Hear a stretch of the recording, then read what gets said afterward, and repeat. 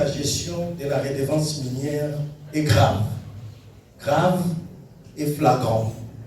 Rendons compte qu'en lieu et place, je crois que Maître l'a dit, Madame qui m'a dévancé là aussi dit, en lieu et place que la redevance serve à penser l'après-mine, laissez-moi vous avouer, sans entrer dans les détails de la répartition, qu'aujourd'hui, il y a des choses qui se passent avec cet argent-là, qui est l'argent de tout le monde. On a constaté beaucoup de choses de la part des entreprises, mais aussi de l'administration congolaise et de la part des gestionnaires de la redevance. Qu'est-ce que nous avons constaté sur le terrain? Il y a notamment la minoration des chiffres.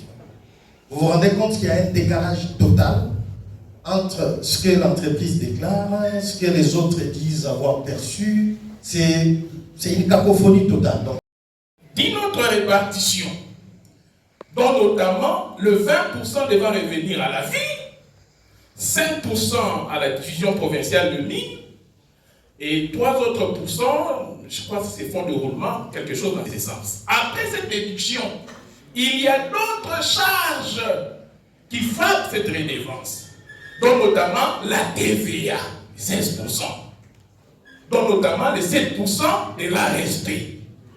Tout compte fait, ce qui est redevance minière ne reste que des miettes.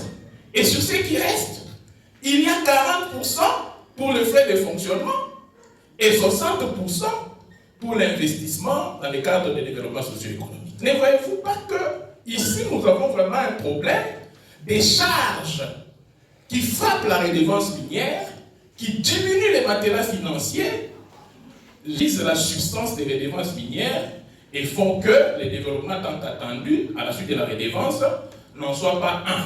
C'est ça ma préoccupation. J'avais fait une étude en 2020. On a constaté que certains gouverneurs avaient établi des formules de partage qui étaient totalement illégales. Alors, avec l'ITIE, le Centre Carter et d'autres, nous avons initié ce projet de décret pour clarifier les modalités de partage pour ce cas d'espèce. Même chose pour la ville. Je l'ai dit ici, la ville, c'est une ETD. La commune est une ETD. Une entreprise qui opère à la Rochie, elle est à la fois dans la commune de Lubumbashi, dans la commune de la Rochie et dans la ville de Lubumbashi. Le code ni les règlements n'ont pas précisé comment on partage. Alors nous avons proposé ces décrets pour régler ce type de problème. Malheureusement, le texte final qui était adopté par toutes les parties prenantes dans une conférence comme celle-ci, quand le texte est allé au gouvernement, tout ce que les parties prenantes ont adopté dans le cadre de l'ITIE a été perturbé et justement, on a ajouté toutes ces charges. Aujourd'hui, la division des mines perçoit 5% sur la quantité de l'ETD. C'est anormal. La division des mines fait son travail. C'est une entité de l'État. Elle ne peut pas se faire payer par l'État. C'est anormal.